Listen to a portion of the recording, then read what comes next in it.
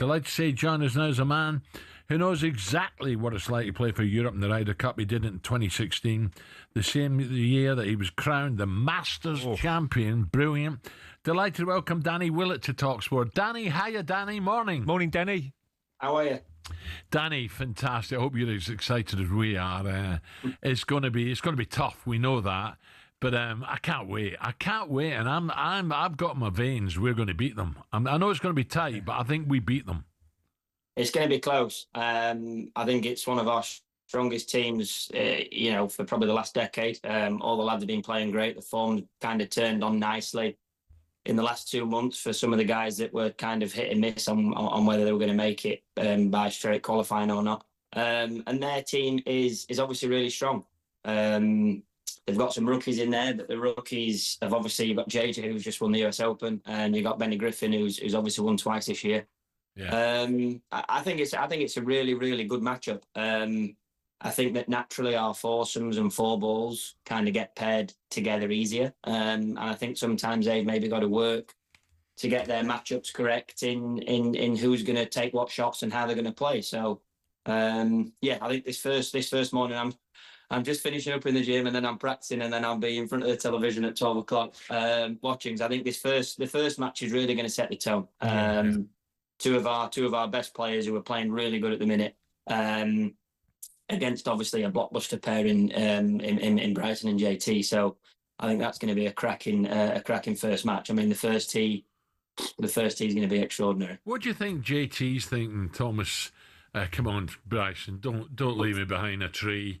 Don't leave me in the rough. Come on, Bryson, hit the green. Yeah, because this is really it's a crazy format. It's a great format, but you're relying on your partner a lot, aren't you?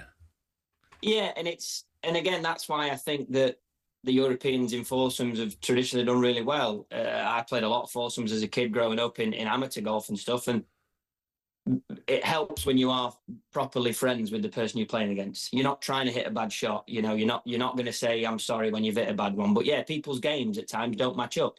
Bryson obviously plays his game and plays his game extremely well. Will that gel with someone? I don't know. I think they've put him with JT. JT's got an extraordinary short game.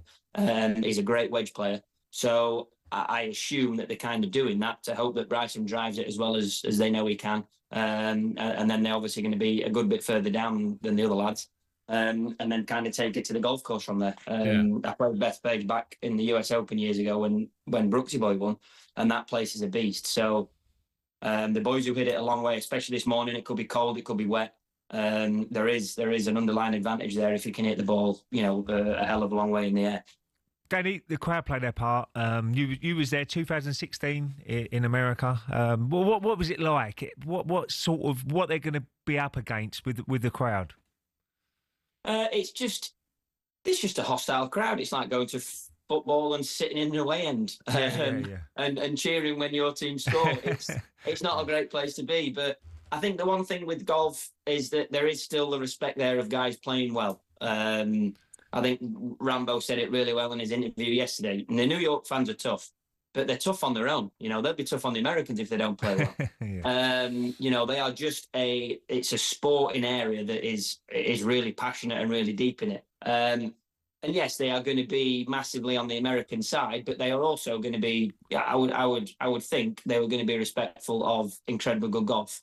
And the easiest way to quieten a crowd down or to kind of get things changing a little bit, get the dynamic changing, is just to come out all guns blazing, play well, and kind of get up early in the matches. Because then I think the noise, they might be making more noise, but you probably won't be hearing it as much because you're playing well and you're in your own little world. When I played in 16, I wasn't playing very well. I was a bit injured. So, it kind of got to me a little bit because I was struggling. I wasn't playing well. So, and then it's really hard to kind of get into your groove and get into the rhythm. Dan, am I right in saying your family got a bit of stick as well off the Yanks? I think everyone does. I think you need to be strong-minded if you're going to go to an away Ryder Cup and kind of walk inside the ropes and be there. And this is going to be no different. Hopefully, it doesn't topple over the edge at any moment. But like I said, I think in terms of the last few Ryder Cups, I think in Rome the golf course was perfect for us. The lads all gelled and played well. But obviously, just had there was still that little bit of the divide within the PJ Tour and Live and the American lads playing.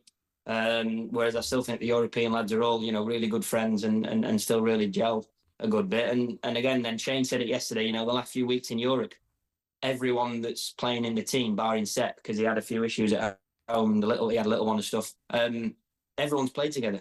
They've had lunch together, they've had dinners together. It's just the European team is just, for me, it's a more natural team of 12 players together. And I think the Americans are 12 brilliant golfers.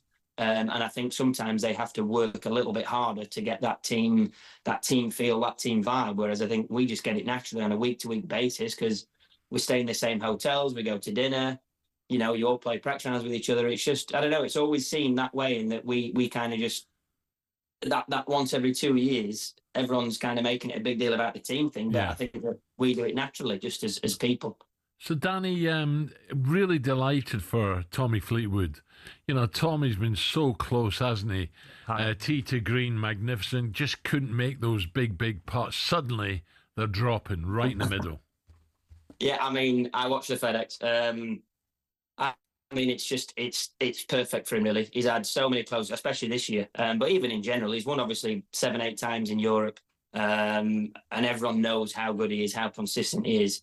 And probably only fitting that, he wins this. The first time he wins in America is probably the biggest one of all. So, it was a great win. I think great for him going forward. Potentially that then will open the door and he now, not that he didn't know how to do it before, but just doing it, all it does is it backs up that belief and all the stuff and all the time and the hours you put into it. It just gives you that reassurance that what you're doing is correct. I genuinely think he could go on now and really press on these next few years and really kick on, which, to say that to someone who's already 7th in the world and already performed so well around the globe, I think he's going to have a really nice little run. Danny, how's your game at the moment? It's on and off. I had surgery a couple of years ago and I've been playing not as much as I'd like and practicing bits and doing stuff. So I've just played 4 weeks on the spin, a couple of weeks off now, and then I'll back next week at the Dunlop up in Scotland. Just still trying to get back into the swing of things. Still trying to get the reps under the belt, get the playing time under the belt there. I've never had surgery before, so it took a little bit longer to get back to full fitness. And then taking all the work you're doing to the golf course. So it's been a bit slow, but fingers crossed. I know deep down inside if I can get the movements back and kind of get to where I'm swinging it nicely. Hopefully this is kind of what I need, a little bit of a reset and a break, and then get back to winning ways. And hopefully another Masters win, Danny? Hopefully. Well, there's a lot of repeat winners around that place. I think once you get to know the place and you know it well, you get a good few repeat winners. So fingers crossed in the next few years we can be up there again. Oh, that was magic. Just one of this morning's games, pairings, Henley and Scheffler. Scheffler is just a machine, isn't he? But what about Oberg and what about Matt Fitzpatrick? Can they shock, the American number one Scheffler? Yeah, it's Scheffler's one person. Foursomes is a two-man game. Yeah. Russell, I mean, what is he now? I think he might be 4th or 5th in the world. He's had an incredible run. He doesn't hit it as far as probably anyone on any of the teams.